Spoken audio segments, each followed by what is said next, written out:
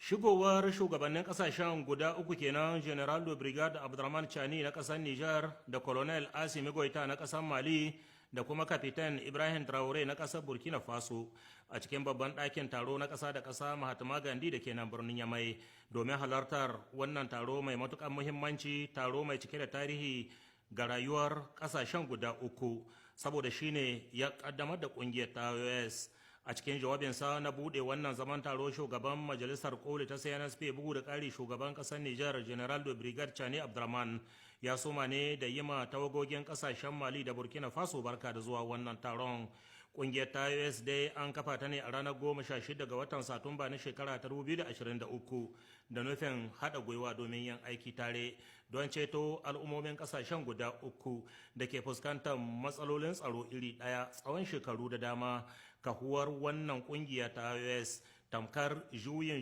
hali ne ta fannin tafiyar da harkokin jagorancin kasashen guda uku da suka juya ma kungiyar yawo baya bisa kasawar da ta yi. Babban guri na farko na wannan kungiya ta US shine samar da tsaro inda sojojin kasashen guda uku ke aiki tare domin fatattaka 'yan ta'adda da samar da tsaro akan iyakokinsu. Shugaba Abdurrahman Chani ya ce ya yi imani da kafa wannan kungiya ta US ita ce hanya mafi a'ala domin tunkarar barazanar da 'yan ta'adda ke yi ma yankin na Sahel. Da ya taɓo magana ci gaba, shugaba Chani ya ce ban da magana wanzar da zama lafiya da kwanciyar hankali akwai magana girka tsarin tattalin arziki ta hanyar bunƙasa ayyukan noma da kiwo da sarrafa albarkatunsu, a samar da harkokin makamashi da sauran abubuwan more rayuwa ta yadda rayuwar jama'a talakawa za ta inganta. A ƙarshe shugaba Chani ya shaida ma duniya baki ɗaya cewa wannan babban taron shugabannin ƙasashen na US karo na farko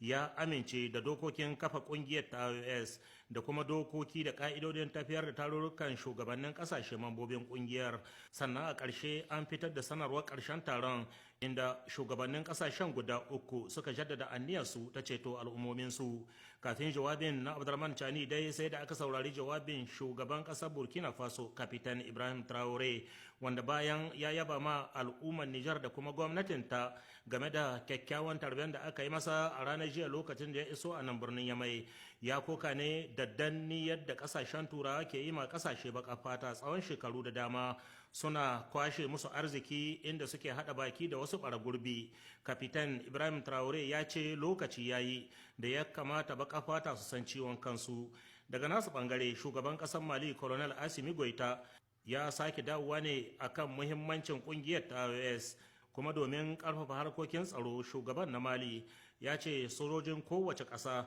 na da 'yancin bin 'yan ta'adda idan suka shiga a cikin wata ƙasa mamba kungiyar domin fatattakarsu. Wannan tsarin na haɗin gwiwa tuni ya haddasa tsoro a zukatan 'yan ta'addan da masu kama musu. Da take tsokaci game da wannan taron kolin na shugabannin kasashe mambobin kungiyar ta US, shugabar kwamitin bi sau da kafa domin aiwatar da manufofin kungiyar Madam Bayar Maryama Gamace ya ba ma shugabannin kasashen guda uku ta yi game da tsinkayen da suka yi. Abu ne na haɗin kai, na abu ne na 'yancin kai, abu ne na mu kwato 'yancin kanmu da kanmu, mu da kanmu ba wani sai ya kama mu ba. Mu wanke hannunmu, mu sa hannunmu cikin to, mu ci loma mu cikin kwanciyar hankali. Babbar rana ce yau ta tarihi na ɗaya. Na biyu, ka san abun da dama mutanen IOS tare suke, kaga tarbiyyar su ɗai, abun ga kinsu da tarbiyyar su ɗai, culture kinsu ɗai, religion kinsu ɗai, tare suke komi. Dama an daɗe ana shirin irin wanga abu. To gashi kurum ya zo, mun samu shugabannin ƙasa masu tsinkaye, masu kuzari, masu so a yi. To shine yau za a su sa hannunsu bisa kan wannan ƙawance na ƙasa uku, za a girka ta na ɗaya. Na biyu kuma gurinmu kuma abin da kowa ma ya sa gaba, wagga ƙungiya ta US ta al'umma ce, ba ƙungiya ba ce ta mutanen bisa a'a da shugabanni, ƙungiya na al'umma ce da mata da maza matasa, shine ma'anar wagga al'umma. A yi aiki tare, a cin moriya tare. Ƙungiya abin da take hange a sake ma mutane horo don su san da sani kiɗi ya sake rawa ta sake, a girka sabon citoyen na IOS mai kuzari, mai tausai, mai rabo, mai ca sai ya ba da kanshi sa'an nan ya samu wanda ba ya zamna ba a lankusa ga kwai. A'a, shi ne muke so mu kawo surtu wajen matasa. ka gane ko su ne za su kirkira bunƙasa arzikin ƙasarmu da mata da sun ka tashi tun fil azal da ake wanga abun mata ne nake gani ko ina kuma su ma za su kawo nasu gudunmuwa na sa al'umma gaba daya kaga abun da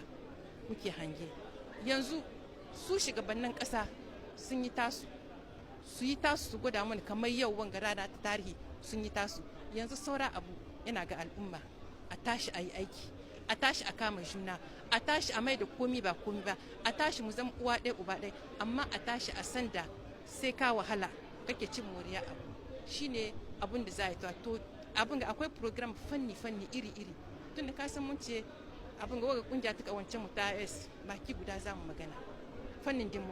diplomasi fannin bunƙasa arzikin ƙasa fannin harkar tsaro ka gane ko kenan abu ya zama kamar tarihi kamar abun mutane su zo su gani ne sai la première fois ake yin wanga abu ko yaya